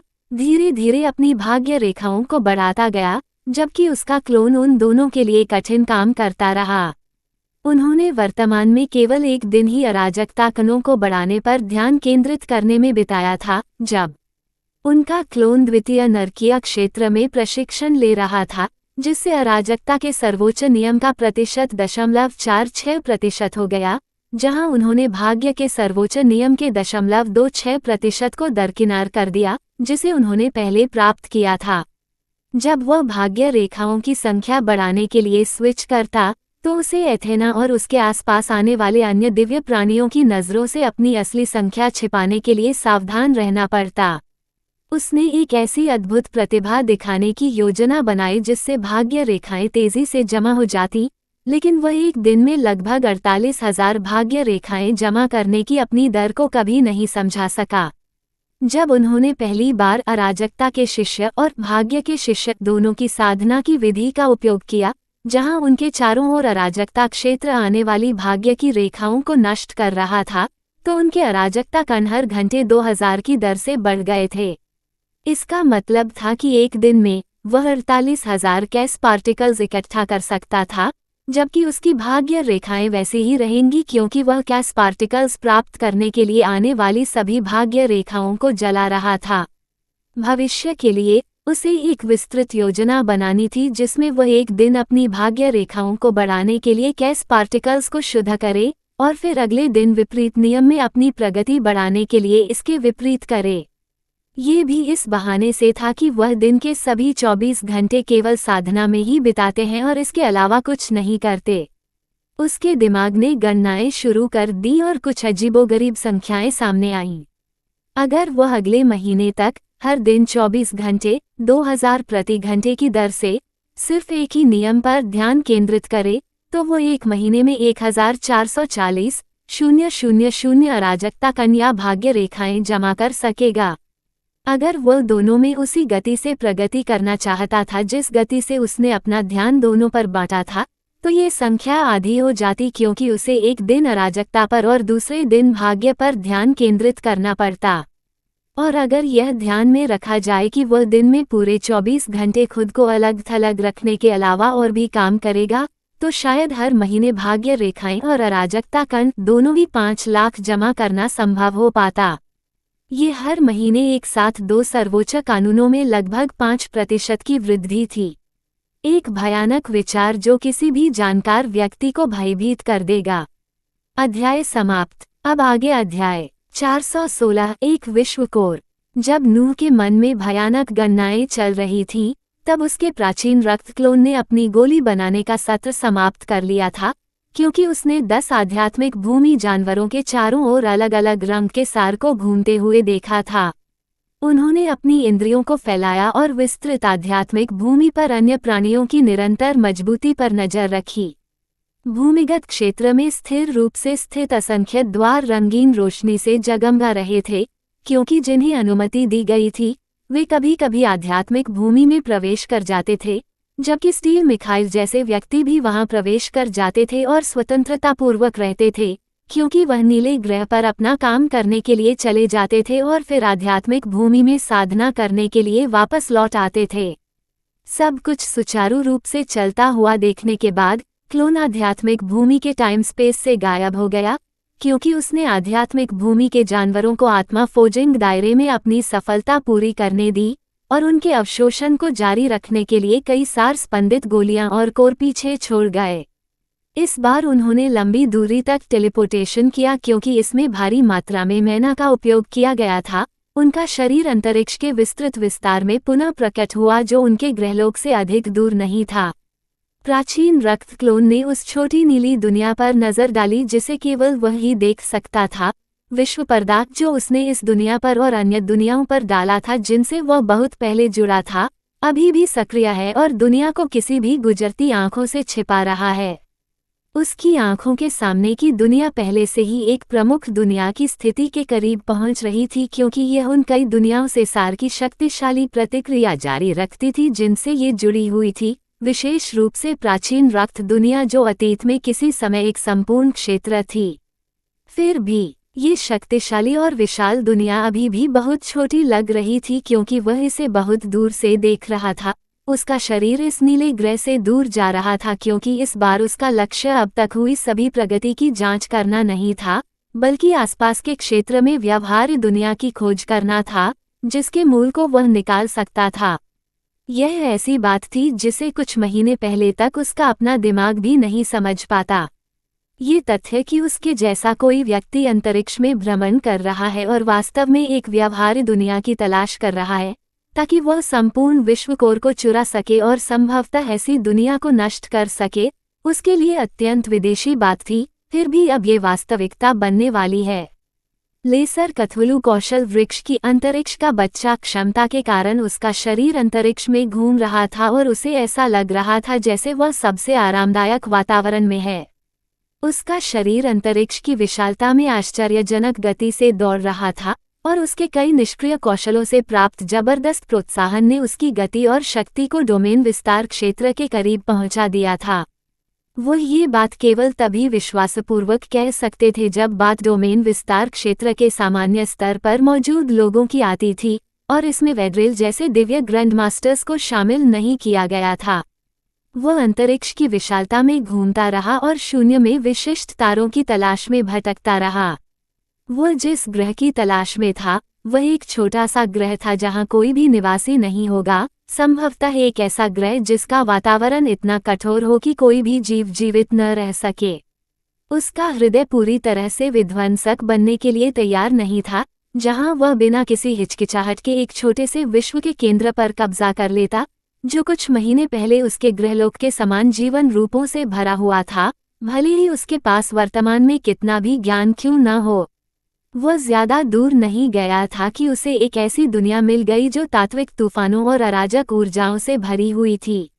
यह न तो कोई बड़ी दुनिया थी और न ही कोई मध्यम, बल्कि एक बिल्कुल छोटी दुनिया थी जहां कोई और प्राणी नहीं रहता था। इस दुनिया की सतह पर और ऊपर के आसमान में हमेशा प्रचंड तूफान चलते रहते थे, जिससे यह इस विशाल क्षेत्र में एक निर्जन तारा बन गया था। उसकी नज़रें इस दुनिया पर टिक गईं और वह तेज रफ्तार से उसकी ओर नीचे की ओर बढ़ने लगा। उसे हल्का सा प्रतिरोध महसूस हुआ क्योंकि उसका स्तर इस दुनिया से कहीं ज्यादा ऊंचा था, लेकिन ये सुरक्षाएं उस व्यक्ति के लिए लगभग नगण्य थी जिसके पास कई तारों से आने वाली अपार ऊर्जा थी। उसने जल्दी से उन अनेक परतों को भेद दिया जो एक छोटे से ग्रह के वायुमंडल में प्रवेश करते समय उसकी सुरक्षा के लिए होती हैं, और फिर पृथ्वी की ओर नीचे की ओर बढ़ना जारी रखा। धमाका! उसका शरीर जमी हुई पृथ्वी की परतों को चीरता हुआ आगे बढ़ा। ये दुनिया अपने ऊपर विनाशकारी तूफानों और नीचे जमी हुई धरती के अनोखे गुणों से युक्त थी। अपनी अत्यंत तेज गति के कारण वह कुछ ही मिनटों में इस दुनिया के आंतरिक केंद्र के निकट पहुंचने लगा। उन्होंने उस अंतरतम परत को तोड़ दिया जहां संपूर्ण विश्व का मूल स्थित था। जब उन्होंने अपने सामने धीरे धीरे घूमते हुए इन अंडाकार आकार पर नजर डाली। Opening square bracket dot dot dot closing square bracket. कुछ समय तक सन्नाटा छाया रहा जब नूह ने इस अज्ञात छोटे से संसार के घूमते हुए केंद्र को देखा, जिसके बाद उसने एक ठंडी स्थिर आवाज सुनी। आप क्या? छोटी सी दुनिया ने ये सवाल ठंडेपन से, उसी लहजे और अंदाज में पूछा जैसा नूह पिछले कुछ महीनों से सुनता आया था। उसने भावशून्यता से इस छोटी सी दुनिया के मूल पर ध्यान केंद्रित किया और उसके शब्दों को ध्यान से सुना और शांति से जवाब दिया। मैं आपसे पहले ही माफी मांगता हूँ, क्योंकि यह ऐसा काम है जिसे करने का विकल्प मेरे पास है, और मैं अपने लक्ष्यों को पूरा करने के लिए इसके परिणामों की परवाह किए बिना इसे करने का चुनाव कर रहा हूँ। ये कुछ हद तक पाखंड भी है। उसकी आवाज में संघर्ष था क्योंकि उसने एक खास दुनिया की तलाश कर ली थी, जहाँ कोई जीवन न हो, जहाँ वह अरबों की कतारें न तो काटेगा और न ही लेगा। लेकिन फिर भी एक चीज तो थी जिस पर असर तो पड़ना ही था, चाहे वह कुछ भी करे। यह इकाई स्वयं विश्व थी। उसने उस छोटे से विश्व केंद्र पर नजर डाली जिसने नूह के शब्द सुनने के बाद भी कोई प्रतिक्रिया नहीं दी। उसकी विशाल इंद्रियां उसे बता रही थीं कि आज यहाँ कुछ अकल्पनीय घटित होने वाला है। नूह बिना किसी पूर्व विचार के आगे बढ़ा और अपने हाथ इस छोटे से विश्व के शक्तिशाली केंद्र पर रख दिए और कुछ सरल शब्द बोले। भक्षण, गड़गड़ाहट। पहली बार वास्तविकता में और समग्रता में उसने 7 घातक पापों से, लोलुपता के पाप से कौशल का प्रयोग किया था। उसने वास्तविक दुनिया पर भक्षण का प्रयोग किया था। ओह! अंधकार का एक बादल घूमते हुए विश्व केंद्र के चारों ओर लिपटता जा रहा था, मानो किसी जानवर ने अपने जबड़े खोल दिए हों और तेजी से इस दीप्तिमान केंद्र पर आक्रमण कर रहा हो। भक्षण का पूरा प्रभाव पड़ा क्योंकि अंधकार के बादल ने नूह के सामने लघु विश्व के पूरे केंद्र को घेर लिया था, और क्लोन के शरीर से सार तत्व बेतरतीब ढंग से रिसने लगा था क्योंकि इस बार भक्षण का लक्ष्य एक वास्तविक दुनिया थी, न कि केवल कोई पौराणिक या महान पद पर बैठा दुश्मन, बल्कि एक लघु विश्व का पूरा केंद्र। गड़गड़ाहट। जैसे ही उस छोटी सी दुनिया का पूरा परिवेश हिल रहा था, उसका सार बेतहाशा रिस रहा था। इस समय कुछ ऐसा घटित हो रहा था जो इतिहास में शायद ही कभी हुआ हो, जहां एक अस्तित्व जो दूसरे से बिल्कुल अलग स्तर पर था, कुछ ऐसा कर रहा था जिसकी व्याख्या नहीं की जा सकती। सार का उसके शरीर से बाहर निकलने की प्रक्रिया कुछ मिनटों तक लगातार चलती रही। उसके बाद सब कुछ शांत हो गया और छोटे से संसार के केंद्र के चारों ओर छाया हुआ अंधकार तेजी से कम होने लगा, क्योंकि नूह को अपने चारों ओर की पृथ्वी की परतों पर दरारें दिखाई देने लगीं। दरार। जिस क्षण छोटी दुनिया का केंद्र पूरी तरह से गायब हो गया और भक्षण कौशल ने सफलतापूर्वक अपना काम पूरा कर लिया और छोटी दुनिया के पूरे केंद्र को निगल लिया, अंतरिक्ष बिखर गया और अपने आप में सिमटने लगा। यह विनाश आंतरिक कोर के पूरे क्षेत्र में फैलता रहा, जिसमें नूह था। उसकी आकृति उस क्षेत्र से बाहर टेलीपोर्ट हो गई क्योंकि उसने ग्रह प्रणाली से संदेशों की सूचनाएं देखना शुरू कर दिया था और अपने कार्यों के सटीक परिणामों को समझना शुरू कर दिया था। वो उस निर्जन ग्रह के ऊपर अंतरिक्ष में प्रकट हुआ जो और भी अधिक विनाशकारी तूफानों से भरा हुआ था, जब उसने अपने कार्यों के दृश्य परिणाम को देखा। Crack crack boom. पहले से ही विनाशकारी दुनिया के सामने गोलाकार ग्रह के चारों ओर दरारें स्पष्ट रूप से फैल रही थीं। बिना कोर वाली दुनिया की अस्थिरता नूह की आंखों के सामने दिखाई दे रही थी, क्योंकि वह उस चीज के विनाश को देख रहा था जिसे उसने अपने हाथों से बनाया था। धमाका धमाका। अंतरिक्ष बिखर गया और पुनः मुड़ गया। क्योंकि एक बल ने दुनिया को तेजी से लुप्त कोर के केंद्र के पास खींच लिया, इससे पहले कि वह एक सुपरनोवा के रूप में बाहर की ओर विस्फोटित हो जाए। ग्रह के टुकड़े नूह की आंखों के सामने दूर दूर तक फैलने लगे। तूफान धीरे धीरे कम हो गया और शांति धीरे धीरे लौट आई। उसके सामने केवल एक चीज बची थी, वह था विनाशकारी सार और अंतरिक्ष के विस्तृत क्षेत्र में तैरता हुआ मलबा। एक छोटा विश्व कोर प्राप्त किया गया है। त्रुटि विश्लेषण कर रहा हूँ। त्रुटि opening square bracket dot dot dot closing square bracket. अंतरिक्ष के शून्य से असंख्य अराजकता कण प्रकट होने लगे थे और वे स्वेच्छा से नूह पर गिर रहे थे। उसने जो अराजकता और विनाश मचाया था, उसका प्रतिफल उसे कुछ 100 अराजकता कणों के रूप में मिला, जो उसकी पहले से ही प्रचुर मात्रा में थे। ग्रह मंडल भी विभिन्न संदेश भेज रहा था, क्योंकि एक छोटे से विश्व केंद्र को निगलने के परिणाम धीरे धीरे उसकी आंखों के सामने प्रकट हो रहे थे। अध्याय समाप्त। अब आगे अध्याय 417 संभावनाएं। बड़े पेट में, जो लोलुपता के पाप की क्षमताओं से बनाया गया था, एक अंडाकार विश्वकोर स्थिरता से तैर रहा था, क्योंकि लोलुपता का सार इसे बहुत धीरे धीरे अवशोषित करने की कोशिश कर रहा था। नूह ने आदेश देते समय इन परिवर्तनों को महसूस किया। उसके बड़े पेट में सब कुछ शांत हो गया तथा ग्रह मंडल के संदेश उसकी आंखों के सामने गूंजते रहे। विश्लेषण कर रहा हूँ। आपकी तुलना में निगला गया कोर एक पूरी तरह से अलग इकाई है। यदि आप लघु विश्वकोर को अवशोषित करने का प्रयास करते हैं तो विफलता की दर उच्च है। किसी विश्वकोर के सफल भक्षण के बाद 2 विकल्प मौजूद हैं। पहला, कोर को आध्यात्मिक भूमि के उन्नयन के आधार के रूप में उपयोग करना। दूसरा, विश्वकोर को आपस में जुड़ी हुई दुनियाओं के स्तरों के उन्नयन के आधार के रूप में उपयोग करना। आप व्यक्तिगत रूप से इससे लाभ प्राप्त नहीं कर सकते, क्योंकि यह आपके अस्तित्व की तुलना में एक बिल्कुल अलग स्तर है। नूह ने इन शब्दों को सुनते हुए सिर हिलाया। उसके विचार पुष्ट हो रहे थे, क्योंकि उसने less than herald of fate greater than का उपयोग करते समय पहले ही इस संभावना पर विचार कर लिया था। वह ये भी नहीं सोच पाता कि क्या वह किसी तरह किसी पूरी दुनिया के मूल को आत्मसात करके मात्रात्मक या वास्तविक लाभ प्राप्त कर सकता है। उसके विपरीत, दुनिया में सांख्यिकीय मूल्य नहीं होते। उसमें जीवन शक्ति या एकाग्रता नहीं होती, न ही उसमें कोई कौशल या योग्यता होती। वह एक ऐसी इकाई थी जो सार्वभौमिक नियमों से बंधी थी। वो तो एक अनोखी चीज थी। वो ही थी जिसने अपने अस्तित्व की सीमाओं से बाहर कदम रखा था, और उस अस्तित्व में, जो एक दुनिया थी, घुसपैठ की थी, और अपने विशाल मानस भंडार का इस्तेमाल करके, जो वो उन अनगिनत दुनियाओं से उधार ले रहा था जिनसे वो पहले से ही जुड़ा हुआ था, उसके मूल को निगलने में सक्षम थी। उन्होंने उन 2 विकल्पों के बारे में सोचा जो ग्रह मंडल ने विश्वकोर के साथ क्या किया जाए, इस बारे में संभावनाओं के लिए रखे थे, क्योंकि इस समय उनका ध्यान पहले विकल्प पर था। आध्यात्मिक भूमि की जरूरतों को पूरा करने के लिए विश्वकोर का उपयोग। अंतरिक्ष के शून्य में नूह के क्लोन ने उस विनाश को देखा जो उसने किया था। एक पूरे तारे का मलबा उसके चारों ओर तैर रहा था और वह प्रकाश के कणों में गायब होने लगा था। वह आध्यात्मिक रेत के भूमिगत स्थान में पुनः प्रकट हुआ, जब उसने समय स्थान में देखा, जहां पहले से ही कई जानवर आत्मा निर्माण क्षेत्र में घुस आए थे। सम्राट पेंगुइन निश्चित रूप से पहला था, उसके बाद आर्कटिक वुल्फ और ध्रुवीय भालू थे, जहां अब केवल 2 आध्यात्मिक जानवरों को अपनी सफलता पूरी करनी थी। नूह ने धैर्यपूर्वक प्रतीक्षा की और अपने हाल के कार्यों के बारे में सोचा। उसका हृदय जरा भी विचलित नहीं हुआ, ये सुनिश्चित करने के लिए कि जो वह करने जा रहा था उसमें कोई समस्या न आए। उसने आध्यात्मिक भूमि से टेलीपोर्ट किया और यह सुनिश्चित किया कि सभी लोग उसमें समाहित हों।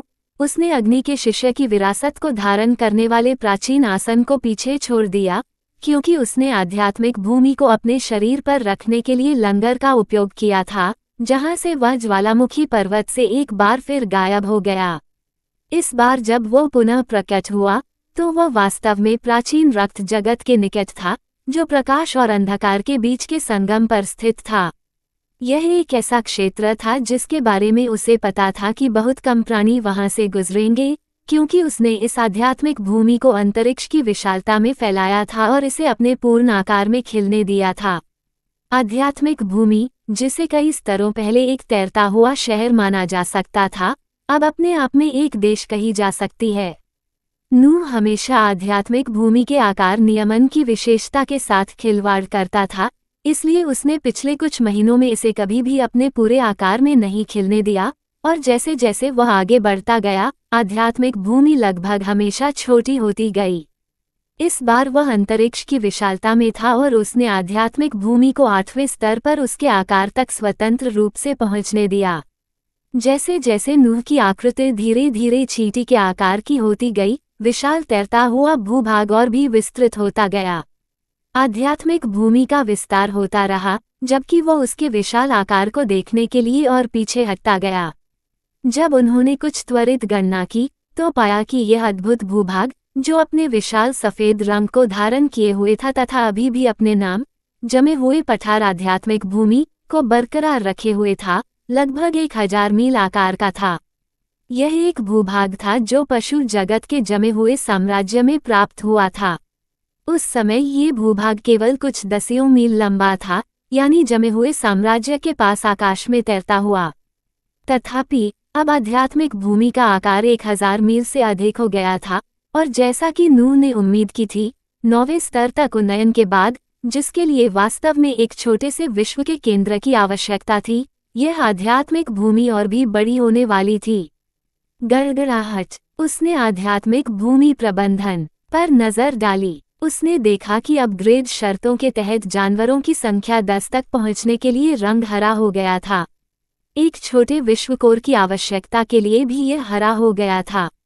आध्यात्मिक भूमि पहले से ही अपने स्वामी के शरीर पर एक छोटे से विश्व के केंद्र को महसूस कर सकती थी, और आवश्यकताओं को पूरा माना जा सकता था, क्योंकि अब 8वें स्तर से 9वें स्तर तक उन्नयन शुरू करने के लिए केवल अत्यधिक मात्रा में ऊर्जा और सार की आवश्यकता थी। यह एक ऐसा अपग्रेड था जिसके लिए एक छोटी सी दुनिया के केंद्र की आवश्यकता थी। तो इससे क्या क्या वरदान निकलेंगे? आध्यात्मिक भूमि के इस अगले चरण के लिए डिवीजन के रूप में सूचीबद्ध संभावित लॉफ्ट फीचर में वास्तव में क्या क्या होगा? नूह ने बिना समय गंवाए रहस्यमयी ढंग से तैरते हुए भूभाग को देखा जो अंतरिक्ष में स्थिर खड़ा था। उसके विचार पहले से ही 9वें स्तर पर उन्नयन आरंभ करने की ओर अग्रसर थे। अध्याय समाप्त। अब आगे अध्याय 418 अत्यधिक महत्व का उन्नयन। रहस्यमय आध्यात्मिक भूमि अंधकार में विस्तार में प्रकाश विस्तार के संगम के पास अंतरिक्ष की विशालता में तैर रही थी। उस पर प्रकाश की एक नीली परत छाई हुई थी, जो उस दम्भोटू अंतरिक्ष और आध्यात्मिक भूमि के भीतर मौजूद प्राणियों के बीच एक सुरक्षात्मक अवरोध का काम कर रही थी। उनके लिए लाल धधकती धरती और लावा, जो उस ज्वालामुखी पर्वत का हिस्सा था जिसके नीचे वे थे, का वातावरण बदल चुका था, और अब जब वे आध्यात्मिक भूमि के आकाश की ओर देखते थे, तो उन्हें केवल अंतरिक्ष का विस्तार ही दिखाई देता था। आध्यात्मिक भूमि के कुछ अधिक जानकार प्राणी जानते थे कि कुछ महान घटित होने वाला है। यह उन प्राणियों के लिए और भी अधिक सत्य था जो नूह के सबसे लंबे समय तक अनुयायी रहे थे, जैसे कि समुद्र की आपदाएं, बारबाटोस, काज़ोहेको, स्टील मिखाइल और कई अन्य जो आध्यात्मिक भूमि के केंद्र के पास एकत्रित हुए थे, जहां नूह ने आध्यात्मिक भूमि की वास्तुकला विशेषता का उपयोग करते हुए सबसे प्राचीन इमारतें बनाई थीं। जब अधिकांश प्राणी यहाँ एकत्र हुए, तो सम्राट पेंगुइन आध्यात्मिक भूमि के आकाश में प्रकट हुआ। उसके भाई और बहन भी उससे ज्यादा पीछे नहीं थे, क्योंकि उनमें से 10 लोग अंतरिक्ष के शून्य में देख रहे थे। वे इस आध्यात्मिक भूमि के स्वामी के साथ अपने संबंध के कारण नूह के क्लोन को मुश्किल से देख पा रहे थे। उनके शरीर में ऐसा आभास था मानो उन्होंने आत्मा निर्माण क्षेत्र में प्रवेश कर लिया हो, तथा आवश्यकताओं में से एक को पूरा कर लिया हो, क्योंकि वे बस उस भूमि में एक और शानदार उन्नयन के होने की प्रतीक्षा कर रहे थे जिसमें वे पैदा हुए थे। उन्हें अपने स्वामी पर गहरा भरोसा था, और वे बस उस घटना के शुरू होने की प्रतीक्षा कर रहे थे। नूह का क्लोन इस अद्भुत दृश्य को देख रहा था जो एक आध्यात्मिक भूमि थी, क्योंकि उसने अपने विचारों को एक तरफ रख दिया और उस वस्तु को आदेश दिया जो लोलुपता के पाप की बड़ी पेट क्षमता में निहित थी। उसके ठीक सामने एक छोटे से संसार का विशाल केंद्र प्रकट हुआ, जो अब घूम नहीं रहा था और अंतरिक्ष में स्थिर रूप से तैर रहा था। नूह का ध्यान आध्यात्मिक भूमि प्रबंधन की ओर गया, जिसने उन्नयन की शर्तें पूरी होने का संकेत दिया और बिना किसी देरी के उसने आगे बढ़कर आध्यात्मिक भूमि के 8वें वर्ष से 9वें स्तर तक उन्नयन का कार्य शुरू कर दिया। गड़गड़ाहट। उसके बगल में खड़ा विश्वकोर अचानक अत्यधिक गति से बाहर निकला और तैरती हुई आध्यात्मिक भूमि की ओर आकर्षित होकर प्रकाश की नीली फिल्म को पार करते हुए आसानी से नीचे की ओर बढ़ता गया। आध्यात्मिक भूमि के बर्फीले क्षेत्र पर जिस मिट्टी से वह टकराने वाला था वह स्कोर के सामने खुलती हुई प्रतीत हुई और वह बिना किसी समस्या के आध्यात्मिक भूमि में और गहराई तक नीचे की ओर बढ़ता रहा, जब तक कि वह एक ऐसी जगह पर स्थिर नहीं हो गया जिसे आध्यात्मिक भूमि के बिल्कुल केंद्र के पास माना जा सकता था, उस भूमिगत क्षेत्र में जहां टाइम स्पेस और लोहार की भट्टी स्थित थी। ओह! अंतरिक्ष की विशालता में आध्यात्मिक भूमि ऊर्जा से गूंजने लगी क्योंकि नूह के शरीर से अत्यधिक मात्रा में मन का प्रवाह होने लगा। आध्यात्मिक भूमि स्वयं अपने वायुमंडलीय सार और अंतरिक्ष के शून्य में ऊर्जाओं का उपयोग करके उन्हें अपने केंद्र की ओर गिरा रही थी, क्योंकि आध्यात्मिक भूमि को 8वें और 9वें स्तर से उन्नत करने की प्रक्रिया चल रही थी। यदि कोई इसका वर्णन करना चाहे तो वह रंगों और राजसीपन का एक ऐसा कोलाहल होगा जिसमें एक दिशा में नीला सार, दूसरी दिशा में लाल सार तथा आध्यात्मिक भूमि के हर कोने में सफेद रंग की भव्य छटा दिखाई देगी। बहुत तेज चमक के कारण आंखें बंद करने से पहले कई लोग जो देख पा रहे थे वह दरअसल नूह के प्राचीन रक्त क्लोन से रिस रहा था।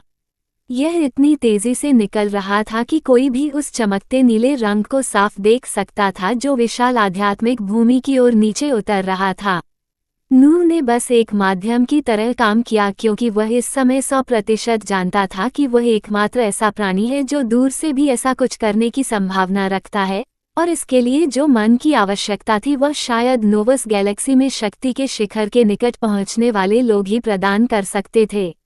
आध्यात्मिक भूमि नामक इस अद्वितीय खजाने को उन्नत करने की वास्तविकता में बहुत अधिक मन की आवश्यकता थी।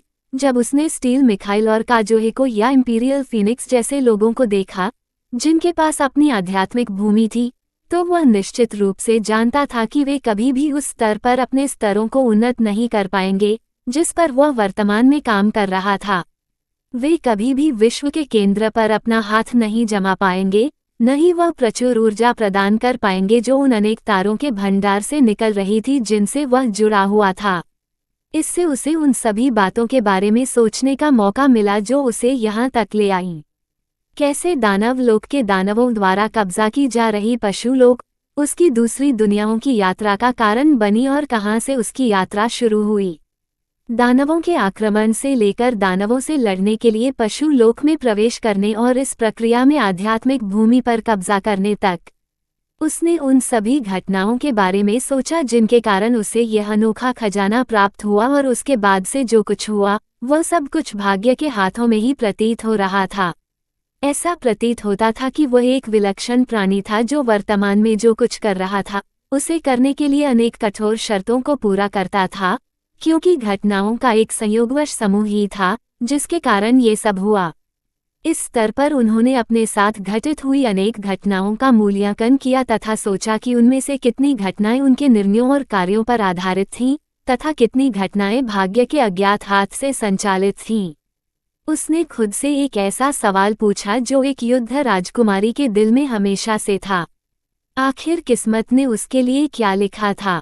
इस समय उसके पास कोई उत्तर नहीं था, क्योंकि उसने इन भयावह विचारों को अपने मन के पीछे रख दिया था और किसी सुंदर चीज के उन्नयन का अवलोकन करना जारी रखा था।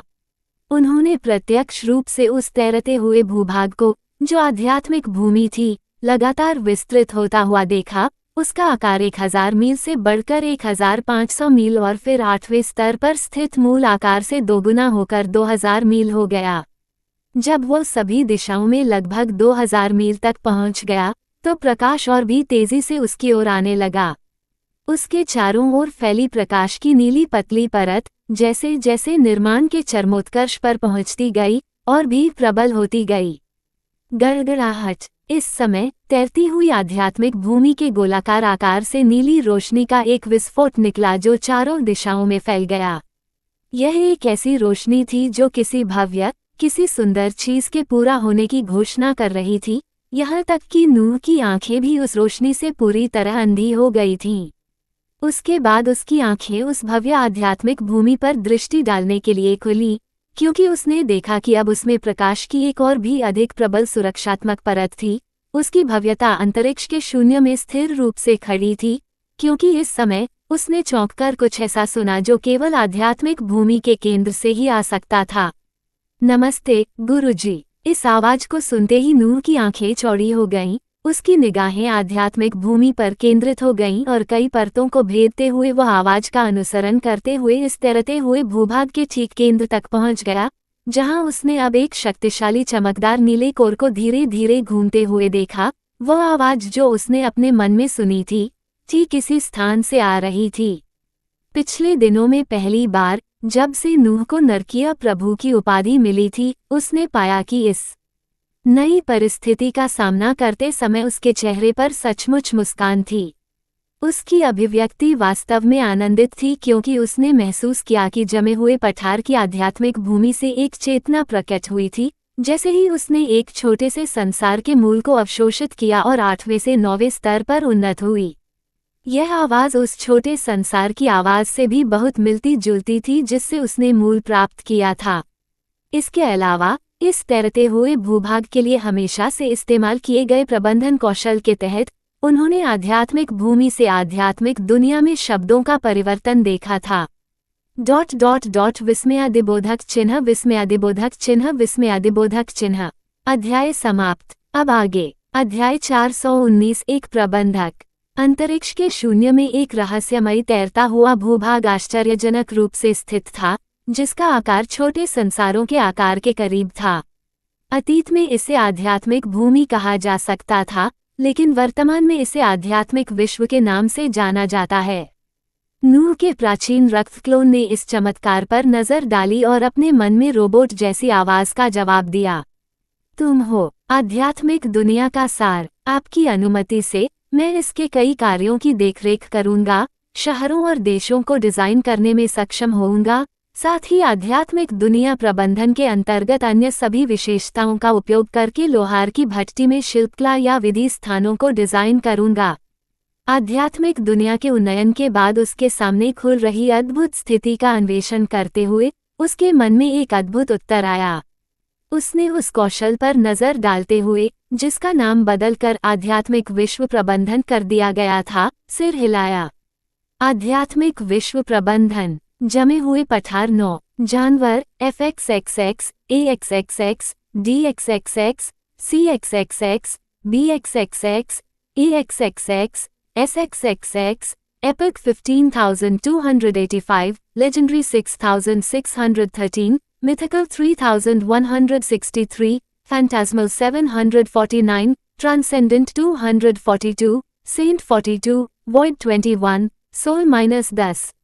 पौधे सफेद पतझड़ के पेड़, snow vine, sacred rye, pygmy melon, ice fire persimmon, ice phoenix फल, आर्कटिक की आत्मा, फ्रोजन एंजेलिका, रीगल फ्लोरा, किलिन का ठंडा पत्थर, resonant okra, Arctic flora, king's कोलाड, अत्रामाया, फैंटम शहतूत।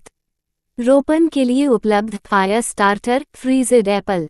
विशेषताएं आकार विनियमन, अनलॉक आंदोलन, अनलॉक एनका, अनलॉक बूस्ट परिवेश, अनलॉक वास्तुकला, अनलॉक जमे हुए अवरोध, अनलॉक आक्रामक युद्धाभ्यास, अनलॉक समय फैलाव, अनलॉक खजाना शिकारी, अनलॉक इंटरस्टेलर यात्रा, अनलॉक लॉ स्पेस, अनलॉक लोहार की फौज, अनलॉक डिवीजन, अनलॉक कीमिया hall, lock email protected $% lock. Pub future विज्ञापन। अपग्रेड शर्तें। डोमेन रैंक पर 10 जोड़ आध्यात्मिक भूमि जानवर, एक बड़ा विश्वकोर। आध्यात्मिक विश्व प्रबंधन के पैनल में शब्दों का एक बड़ा समूह स्पष्ट नीले रंग में चमक रहा था। नूह सभी परिवर्तनों पर नजर डाल रहा था, क्योंकि वह चमकती आंखों से नवीनतम परिवर्तनों को देख रहा था। पहली चीज जो उन्होंने देखी वह थी रोपण के लिए उपलब्ध नए औषधीय पौधों का काफी आकर्षक वर्णन। अग्नि प्रवर्तक, एक अनोखी औषधीय जड़ी बूटी जो केवल अग्नि नियम क्षेत्र में ही उग सकती है। इस परिपक्व जड़ी बूटी में अग्नि नियम का सार निहित होगा, जिससे इसका सेवन करने वालों को इस नियम की समझ तेजी से प्राप्त होगी। पकने का समय 10 वर्ष। ठंडा सेब एक अनोखा फल जो केवल जल नियम वाले स्थान में ही उग सकता है। इस परिपक्व जड़ी बूटी में जल नियम का सार होगा, जिससे इसे खाने वालों को इस नियम की समझ तेजी से मिलेगी। पकने का समय 10 वर्ष। नूह ने उन पौधों का विवरण पढ़ा जो अपनी तरह के पहले पौधे थे जिन्होंने वास्तव में नियमों को लाभ पहुंचाया। उनके पकने का लंबा समय उसे जरा भी परेशान नहीं करता था, क्योंकि उसने नवोदित किसान इस समय को काफी कम कर दिया था और उसने आध्यात्मिक दुनिया के उस समय क्षेत्र में भी, जो अब कई मील चौड़ा था, उनमें से कई को लगाने की योजना बनाई थी। इसके बाद उन्होंने नए अनलॉक किए गए फीचर को देखा, जिसे डिवीजन कहा गया था। विभाजन आध्यात्मिक दुनिया अनोखी है, इसमें ऐसी विशेषताएं हैं जो तारों के पार दुर्लभ हैं। इन विशेषताओं में से एक आध्यात्मिक दुनिया को जुड़े हुए भूखंडों में विभाजित करने की क्षमता है, जिससे व्यक्ति को अपनी कल्पना से सीमित चीजों को डिजाइन करने की बहुमुखी प्रतिभा मिलती है। एक बहुत ही सीधा सादा वर्णन, जिसने उसके सामने बहुत सी बातें हवा में छोड़ दी। उसका मन पहले से ही संभावनाओं के बारे में सोच रहा था जब उसने आध्यात्मिक दुनिया की आवाज फिर से सुनी। मास्टर, इस डिवीजन फीचर का इस्तेमाल उन क्षेत्रों को खूबसूरती से डिजाइन करने के लिए किया जा सकता है जहां आप अलग अलग लॉ स्पेस या विशेष वातावरण जैसी चीजें रख सकते हैं। फायर लॉ स्पेस को अपना अलग तैरता हुआ द्वीप बनाया जा सकता है, टाइम स्पेस का अपना अलग क्षेत्र हो सकता है, और भी बहुत कुछ। पब फ्यूचर द्वारा विज्ञापन। पब फ्यूचर विज्ञापन। नूह ने अपने मन में आ रहे विचारों को सहजता से सुना, क्योंकि वह जानता था कि अब वह इस आध्यात्मिक दुनिया का और भी अधिक उपयोग कर सकेगा, क्योंकि इसमें उसके लिए प्रत्येक कार्य करने के लिए एक इकाई थी। उसे बस इतना करना था कि वह जो चाहे करवाना चाहता था, उसके लिए आदेश दे, और यह सत्ता उसे सर्वोत्तम संभव तरीके से पूरा कर देती। उसके मन में पहले से ही इस आध्यात्मिक दुनिया की एक भव्य छवि थी, जिसमें विभिन्न वातावरणों और विधि स्थानों के साथ उत्कृष्ट रूप से डिजाइन किए गए क्षेत्र, खेती के लिए विशेष रूप से निर्दिष्ट भूमि और विभिन्न लोगों की वास्तुकला इस विशाल आध्यात्मिक दुनिया के चारों ओर खूबसूरती से दिखाई देती थी। ये सभी विचार उसके मन में थे, लेकिन ये सत्ता जो अब आध्यात्मिक दुनिया के केंद्र में खड़ी थी, भविष्य में उन्हें वास्तविकता बना देगी। उसने इन विचारों को एक तरफ रखते हुए आध्यात्मिक विश्व प्रबंधन के अंतर्गत हुए बदलावों को देखना जारी रखा, क्योंकि उसने देखा कि सभी पिछली सुविधाएं अपने अपने तरीके से बेहतर हो गई थीं।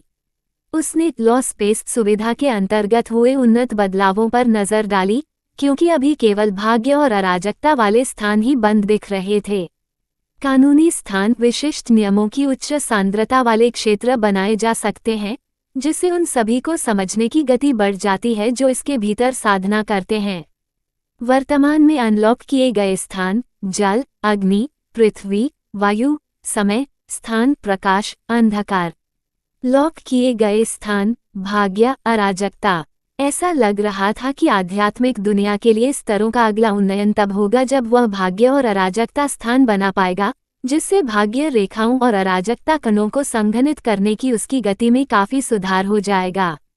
इसके बाद उसने लोहार की भट्टी में हुए बदलावों पर नजर डाली।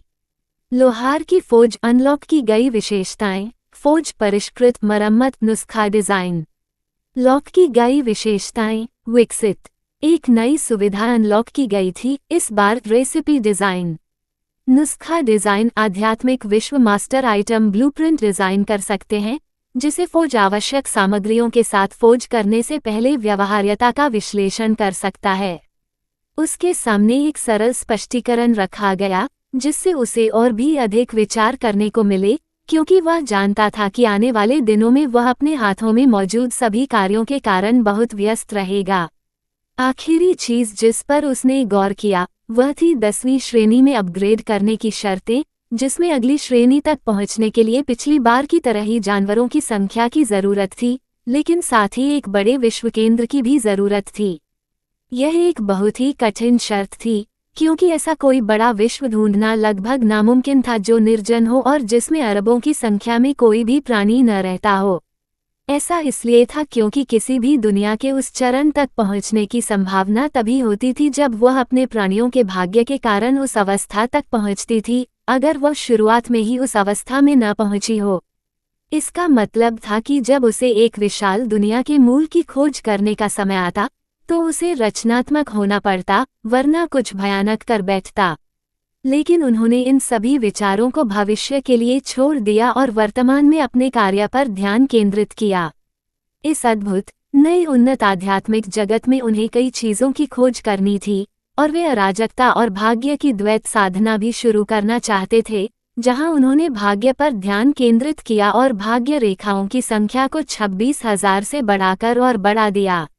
भाग्य रेखाओं की संख्या पहले से ही धीरे धीरे बढ़ रही थी क्योंकि उनका मुख्य शरीर स्वर्गीय क्षेत्र में एथेना के साथ था और लगातार अराजकता के विशालकाय जीवों से पदार्थों को शुद्ध कर रहा था, लेकिन इसकी गति उनकी द्वैत साधना पद्धति से प्राप्त गति के आसपास भी नहीं थी। जैसे ही वह आध्यात्मिक भूमि में उतरा, उसका शरीर प्रकाश के कणों में विलीन हो गया। वह अपने नए प्रबंधक का परीक्षण करना चाहता था और यह भी देखना चाहता था कि वह किस प्रकार कार्य करेगा। अध्याय समाप्त। अब आगे अध्याय 420 लुभावनी। स्टील मिखाइल ने आध्यात्मिक भूमि के चारों ओर नजर दौड़ाई, क्योंकि बाहर से वह हमेशा की तरह ठंडा दिख रहा था, लेकिन अंदर ही अंदर उसका दिल उसके चारों ओर लगातार घटित हो रही स्थिति को देखकर कांप रहा था। ये रक्षक अभी भी उस भूमिखंड को आध्यात्मिक भूमि के रूप में संदर्भित करता था जिस पर वह था, लेकिन वह भी सोच रहा था कि क्या यह उस काल्पनिक स्थान के लिए उपयुक्त नाम था जो अब अंतरिक्ष के शून्य में तैर रहा था। उसने उस उमड़ते हुए सार को महसूस किया जब उसकी और कई अन्य लोगों की निगाहें आध्यात्मिक भूमि के आकाश की ओर उठीं और ऊपर टिमटिमाते तारों को देखकर वे मंत्रमुग्ध हो गए। अपनी स्थिति से वह जानता था कि अपनी आभा को अपनी सीमाओं तक फैलाने के बावजूद वह इस आध्यात्मिक भूमि के आकार का पूरी तरह से आकलन नहीं कर पाएगा जो बहुत बड़ी हो गई थी।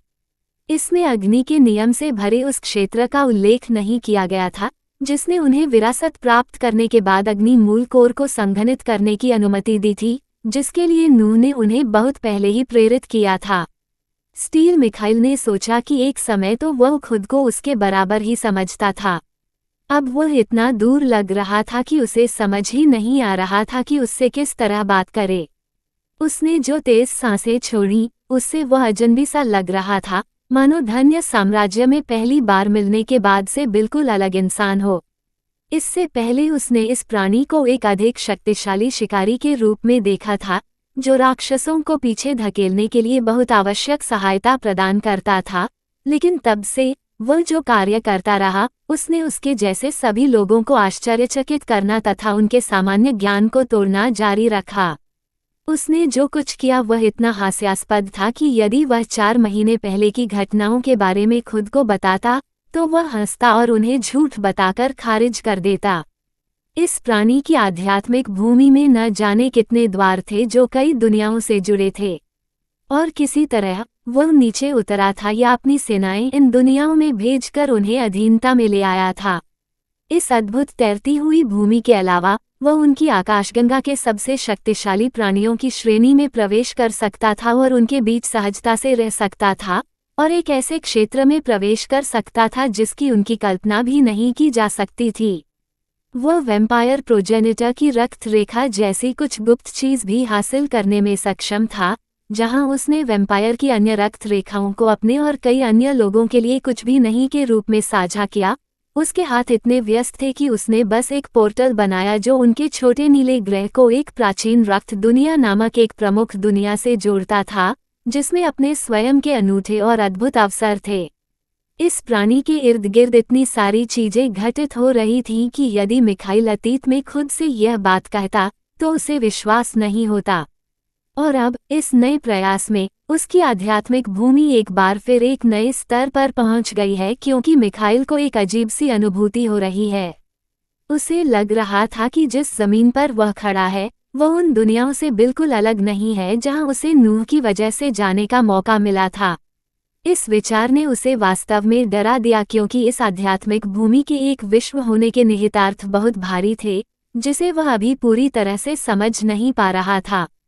स्टील मिखाइल अन्य हॉबिंगर्स से घिरा हुआ था, क्योंकि वे अपनी आंखों के सामने शानदार परिवर्तन देख रहे थे। उच्च लोकों वाले लोग अपने आभा को फैलाने में सक्षम थे क्योंकि उन्होंने बड़े पैमाने पर परिवर्तन देखना शुरू कर दिया था, जिसने उन्हें अंदर तक चौंका दिया था। उन्होंने सबसे पहले नूह को आध्यात्मिक भूमि के आकाश में उनसे बहुत दूर प्रकट होते देखा, जहां वे केवल तभी देख सकते थे जब वे लंबी दूरी के कौशल का उपयोग करते, क्योंकि जिस भूमि पर वे थे वो पिछले उन्नयन के बाद बहुत विशाल हो गई थी। लेकिन उन्होंने आकाश में उसका रूप देखा और उसके बाद उन्हें कंपन महसूस हुआ, क्योंकि उन्होंने विशाल भूभागों को अलग अलग होते हुए देखा। कुछ ऊपर उठ रहे थे जबकि अन्य नीचे गिर रहे थे। गड़गड़ाहट। उन्होंने आश्चर्य से देखा कि उत्तर में कुछ 100 मील का भूभाग उभरा तथा उसी आकार के अन्य भूभाग आध्यात्मिक भूमि से अलग होकर दक्षिण, पूर्व और पश्चिम में उभरने लगे। वे उस स्थान पर रह गए जिसे अब केंद्रीय भूभाग माना जा सकता है, जहां अधिकांश वास्तुकला थी। उनके जबड़े खुले रह गए, क्योंकि रंगीन सार और रोशनी के सम्मिलन ने सैकड़ों मील लंबे 4 विशाल भूभागों को ढक लिया था। उनके उत्तर में, वहां पर जो विशाल भूभाग उभरा था, उसमें अग्नि कानून स्थान था, जिसमें वे पहले अग्नि के शिष्य की साधना कर रहे थे। इसकी चमक हल्की लाल थी, क्योंकि जो लोग अधिक देख सकते थे वे देख सकते थे कि अग्नि कानून स्थान तेजी से फैल रहा था और इस तैरते हुए द्वीप के अधिकांश भाग को ढकने जा रहा था, क्योंकि वायुमंडलीय अग्नि तत्व इस विशेष द्वीप में बेतहाशा एकत्रित होने लगे थे। अन्य लोगों के पास अभी तक कोई लॉ स्पेस बनाने की पहल नहीं थी, इसलिए अगली चीज जो वे देख सकते थे वह थी प्रत्येक उभरे हुए भूभाग से एक दूसरे से जुड़ते हुए तथा उस केंद्रीय भूभाग से जुड़ते हुए जिस पर वे स्थित थे, चमकदार नीली रेखाओं का निर्माण। ये नीली रेखाएं ऐसे चमक रही थीं मानो वे आसपास की पृथ्वी को बुला रही हों। आध्यात्मिक दुनिया के प्राणी आश्चर्यचकित भाव से देख रहे थे कि कैसे ठोस पृथ्वी इन नीली रेखाओं पर एकत्रित हो रही थी, जो भूमि को जोड़ती थीं और उत्कृष्ट रूप से डिजाइन किए गए पुलों के आकार में बनने लगी थीं। ये कुछ जानवरों की दुनिया में जमे हुए राज्य की छोटी छोटी तैरती चोटियों की याद दिलाता था, जहां सीढ़ियां थीं जिन पर चढ़कर मिनटों में दूसरे शिखर तक पहुंचा जा सकता था। लेकिन आध्यात्मिक दुनिया से अलग हुए प्रत्येक भूभाग को जोड़ने के लिए बनाए गए विशाल पुल और सीढ़ियां दसियों मील लंबी थीं, जिनमें से कुछ तो 100 मील से भी अधिक लंबी थीं। यह एक काल्पनिक दृश्य था, क्योंकि स्तब्ध प्राणियों की आंखों के सामने आध्यात्मिक भूमि पर स्थित एक केंद्रीय द्वीप से 4 विशाल द्वीप टूटकर अलग हो गए थे तथा इन तैरते हुए प्रत्येक द्वीप पर विशाल और लंबे संबंध बन रहे थे, जिससे एक सुंदर दृश्य निर्मित हो रहा था। ओम सार तत्व धीरे धीरे आध्यात्मिक जगत पर स्थापित हो गया, जो प्रकाश और अंधकार के बीच शून्य में स्थिर रूप से तैर रहा था। यदि कोई अंतरिक्ष से देखे तो उसे एक अत्यंत विशाल भूभाग दिखाई देगा, जिसे उसके आकार के कारण एक संपूर्ण विश्व माना जा सकता है। प्रकाश की एक नीली परत झिलमिला रही थी और इस छोटे से विश्व को घेरे हुए थी, जिससे इस विश्व की चारों दिशाओं में 4 छोटे महाद्वीपीय भूभाग स्पष्ट रूप से दिखाई दे रहे थे। यह एक अभूतपूर्व विश्व का दृश्य था, जिसका स्वरूप अनोखा था, लेकिन ये तो केवल शुरुआत थी, क्योंकि इस अद्भुत आध्यात्मिक विश्व में जो कुछ भी डिजाइन किया जा सकता था, उसकी संभावनाएं अनंत थीं। अध्याय समाप्त। आज के लिए इतना ही। आगे देखेंगे कि युद्ध आधे घंटे तक और जारी रहा, क्योंकि कैस बीस्ट की सुरक्षा धीरे धीरे कमजोर होती जा रही थी। इस बार नूह और एथेना युद्ध में लगातार बढ़त बनाए हुए थे, यहाँ तक कि बोरू भी नुकसान के मामले में पीछे रह गया था। नूह के चारों ओर तैरते 3 हथौड़े और ब्लेड्स ऑफ लिबरेशन, जो अपनी ही इच्छा शक्ति से चलते प्रतीत होते थे, युद्ध के दौरान और भी ज्यादा नुकसान पहुंचा रहे थे। कैस बेहेमोथ चारों तरफ से हो रहे हमलों का सामना नहीं कर पा रहा था। पूरा देखने के लिए धन्यवाद।